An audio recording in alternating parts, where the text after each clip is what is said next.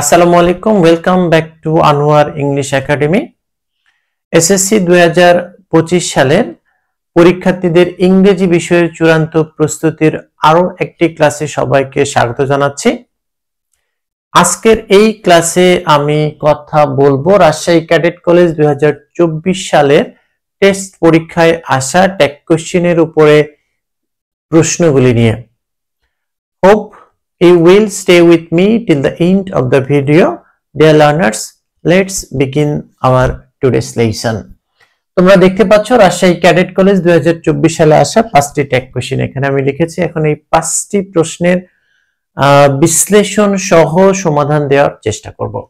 প্রথম যে প্রশ্নটি রয়েছে, let's make the best use of time. তাহলে চলো আমরা কি করি, সময়ের সেরা ব্যবহারটা করি। এটি একদম সহজ একটি প্রশ্ন। এখানে কি রয়েছে, লেটস রয়েছে।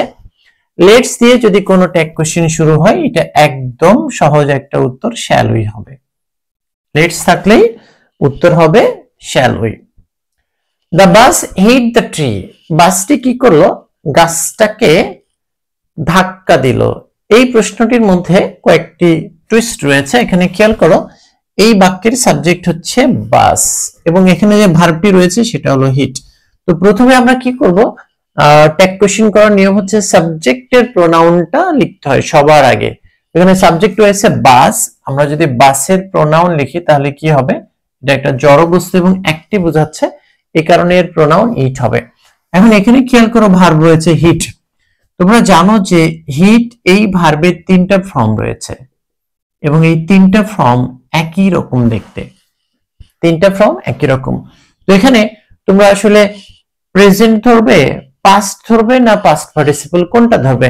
পাস্ট পার্টিসিপল ভার্বের কখনো একা একা বসে না। এখানে অপশন হলো প্রেজেন্ট টেন্স এবং পাস্ট টেন্স।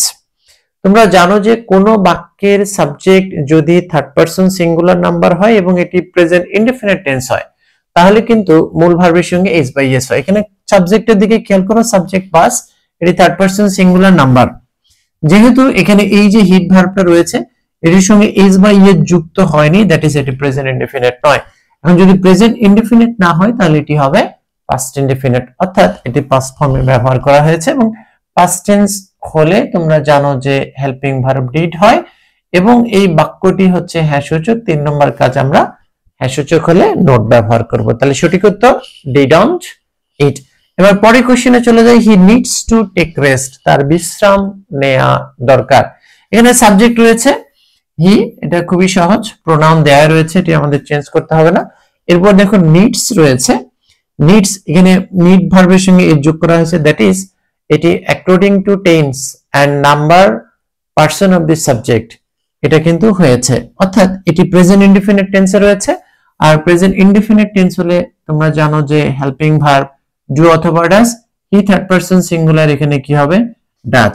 আর যেহেতু এই বাক্যটি রয়েছে হ্যাঁ সূচক, তাই আমরা এটাকে না সূচক করে দিব, ডাজন্ট হি। এবার পরের বাক্যে চলে যায়, there has been an accident. এই যে দেয়ার থাকলে টেক কোশ্চেনের প্রোনাউন কি হয়, দেয়ারই হয়। এখন এই যে দেয়ারস আছে, এই অ্যাপোস্ট্রফ এস, এটা থাকলে কখনো ইজ হয় আবার কখনো হ্যাজ হয়। তো আসলে কখন আমরা ইজ ধরবো এবং কখন হ্যাজ ধরবো? যদি এই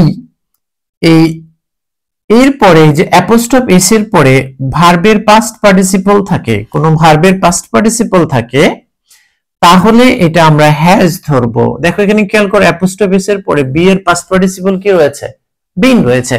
তার মানে এটা একটা past participle form of the verb. এই কারণে এই অ্যাপোস্ট্রফ এস এটাকে আমরা কি ধরবো, হ্যাজ। তাহলে দেয়ার এর সঙ্গে হ্যাজ আছে, এখানে হ্যাঁ সূচক বাক্য, এজন্য নট হবে। এবার আমি লাস্ট কোশ্চেনে চলে আসি।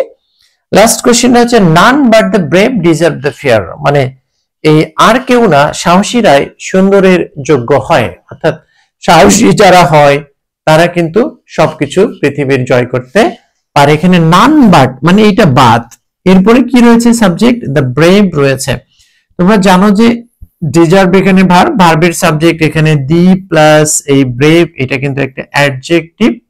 তাহলে যদি কোনো ভার্বের সাবজেক্ট দা প্লাস অ্যাডজেক্টিভ হয় তাহলে এটি নাউনের কাজ করে এবং এটি কি ধরনের নাউন হয়, প্লুরাল কমন নাউন হয়, প্লুরাল কমন নাউন। এই কারণে এর প্রোনাউনটা কি হবে? দে হবে, প্রোনাউন হবে দে। এখানে ব্রেভ বলতে সাহসী মানুষেরা, সাহসী ব্যক্তিরা, সাহসী যারা তারা, এই জন্য দে। আর এখানে যেহেতু present indefinite tense, present indefinite tense helping verb do or does, দের সঙ্গে ডু হয়। আর এটা যেহেতু হ্যাঁ সূচক আছে, সরি না সূচক আছে, তাহলে বাক্যটি কি হবে? হ্যাঁ সূচক হবে। তাহলে যেহেতু এটি একটা নেগেটিভ বাক্য, তাই আমরা এখানে নোট ব্যবহার করব না। তাহলে সঠিক উত্তরটি হবে ডু দে। প্রিয় এসএসসি 2025 সালের পরীক্ষার্থী, আশা করি এই যে রাজশাহী ক্যাডেট কলেজ 2024 সালের টেস্ট পরীক্ষায় যে প্রশ্নটি এসেছে এর বিশ্লেষণ সহ আলোচনাটি তোমাদের নিশ্চয়ই ভালো লেগেছে। আর যদি ভিডিওটি ভালো লাগে, share it to your friends and near and dear ones so that they can also enjoy this video and learn how to make or frame tag questions in English. I'll be back with another new and interesting video. Till then, keep watching Anwar English Academy and keep learning English. All the best.